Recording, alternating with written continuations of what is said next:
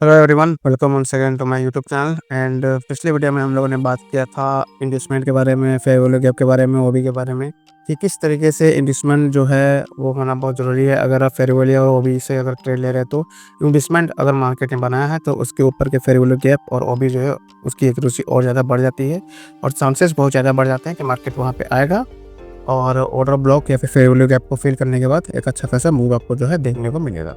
तो अब हम बात करते हैं इस वीडियो में कि अगर मान लीजिए कि इन्वेस्टमेंट भी बनाया है और ओबी भी है, फेयर वैल्यू गैप भी है, लेकिन होता क्या है कि अब बहुत सारे फेयर वैल्यू गैप और बहुत सारे ओबी जो है आपको देखने को मिल जाते हैं इस पूरे रैली में। तो आप किस तरीके से आइडेंटिफाई कर सकते हैं कि किस ओबी और फेयर वैल्यू गैप को हम लोग जो है वैलिड माने और कहाँ से हम लोग ट्रेड ले सकते हैं। तो उसके लिए सिंपल सा कॉन्सेप्ट बस यही है कि आपको क्या करना है, अपने फीवो में जाना है। तो ये मेरा फीवो है, इसका सेटिंग अलग है, आपकी सेटिंग अलग होगी, बाय डिफ़ॉल्ट सेटिंग अलग रहती है। तो आपको बस इतना क्या करना है कि हर फीवो में एक 50 का लेवल होता है, जैसे कि यहाँ पे आप देख सकते हैं ये 50 का लेवल है। ओके, तो आपको क्या करना है कि अपना फीवो क्या करना है, जैसे कि सपोज कर लीजिए इस पूरे रैली में मार्केट ने यहाँ से यहाँ तक का डाउनवर्ड मूव दिया है और उस पूरे रैली ने प्रीवियस लो को ब्रेक करके एक नया लो बनाया हुआ है। तो आपको क्या करना है, इस पूरे रैली में आपको बहुत सारे order block fair value gap दिख रहे हैं और हमारा ये इन्वेस्टमेंट यहाँ है। तो आपको क्या करना है कि बस ऊपर से नीचे की तरफ एक फीवो खींचना है। तो आपको ये देखना है कि 50 के जो हमारा 50 का लेवल के ऊपर हमारा फेयर वैल्यू गैप और ऑर्डर ब्लॉक होना चाहिए। इतना याद रखिएगा, 50 लेवल के ऊपर हमारा ऑर्डर ब्लॉक और फेयर वैल्यू गैप होना चाहिए और इन्वेस्टमेंट के ऊपर होना चाहिए। ये दो चीज़ आप ध्यान रखेंगे तो आपके एक्यूरेसी बहुत ज़्यादा बढ़ जाएगी एसएमसी में, याद रखिएगा, अगर आप फेयर वैल्यू गैप और ऑर्डर ब्लॉक से एंट्री लेते हैं तो। अब इस केस में हम देखेंगे कि हमारा ऑर्डर ब्लॉक इन्वेस्टमेंट के तो ऊपर ही रहेगा क्योंकि डाउन साइड का मूवमेंट है और 50 के ऊपर होना चाहिए। तो 50 के ऊपर ही हमारा इन्वेस्टमेंट है, तो 50 के ऊपर ही इन्वेस्टमेंट है। अब देखना इन्वेस्टमेंट के ऊपर हमारा कौन सा ऑर्डर ब्लॉक और फेयर वैल्यू गैप है। तो आप देख सकते हैं हमारा ये ऑर्डर ब्लॉक है और ये ये फेयर वैल्यू गैप है, ये ऑर्डर ब्लॉक है। फिर हम लोग क्या करते हैं, इसके नीचे हमारा एक ये फेयर वैल्यू गैप देखने को मिल रहा है।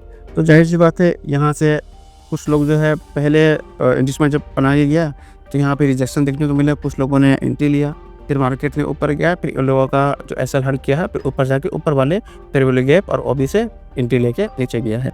इस तरीके से आप अपने ओबी और फेयर वैल्यू गैप की जो एक्यूरेसी बढ़ा सकते हैं। बस इतना याद रखिएगा कि कभी भी मार्केट में आप एग्जैक्ट ओबी और एग्जैक्ट अपना फेयर वैल्यू गैप आप डिफाइन नहीं कर सकते, फाइंड नहीं कर सकते कि मार्केट उसी को टच करके या फिर उसी को फिल करके मार्केट मूव देगा ही देगा। हो सकता था मार्केट यहाँ से आके रिवर्स भी हो सकता है। हमेशा मार्केट में प्रोबेबिलिटी काम करती है।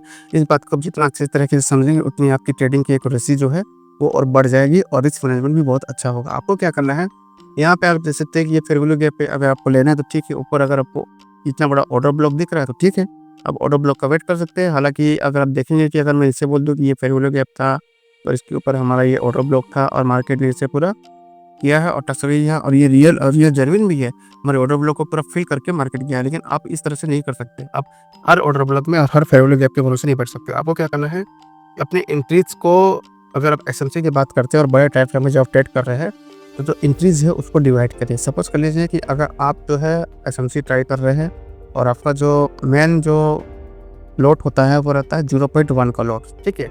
अगर आप 0.1 के लॉट से अगर आप ट्रेड लेते हैं तो आप क्या करिए कि अपने सपोज कर लीजिए 0.03 का लॉट आपने यहाँ लगा दिया।